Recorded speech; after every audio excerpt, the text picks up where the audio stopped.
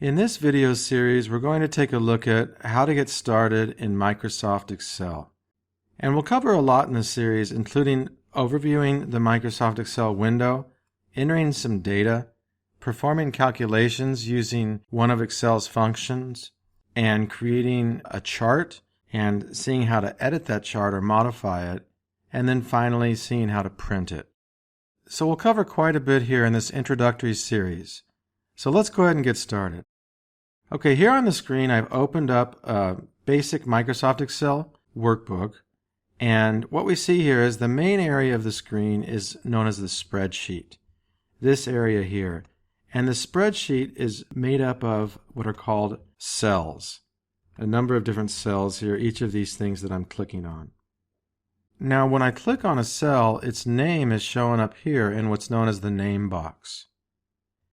And a cell is given by its letter and number. And notice here, this cell A1, it's in column A and in row 1. So it's A1. And all of the columns in Excel, as you can see here, are given different letters, while the rows are given different numbers. So every cell has a particular letter and a particular number, which identifies its unique location. So this cell, once again, is cell A1, as you can see here. This is cell C2. This is cell B5, and so on.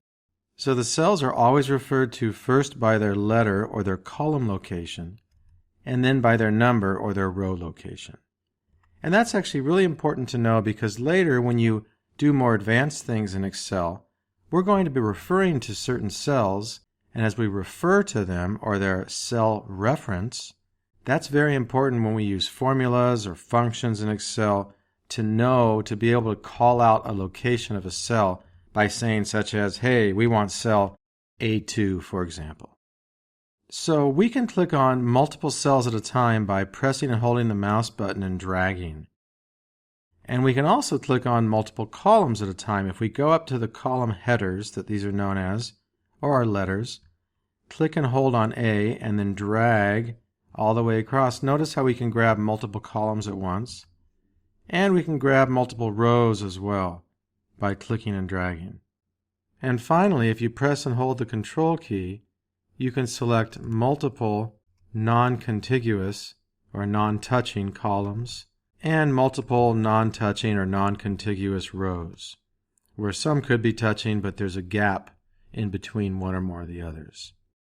And then finally, you also can select multiple cells that are not touching by once again pressing and holding the Control button.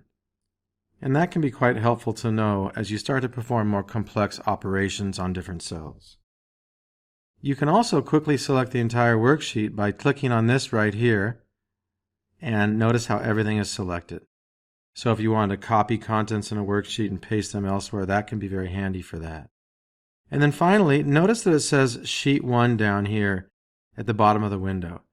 Now what happens is we have a workbook open in Excel when I start Excel, and one sheet is open by default.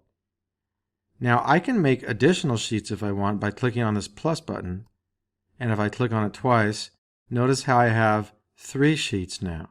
So here I could put different numbers in each different sheet. Like for example, if I put a 6 and press enter there, and then sheet 2, let's say we put a 2 in cell A1, press enter, and I go to sheet 3, and I put a 5 in cell A1 and press enter. This will confirm now how we have different values in each of our different sheets.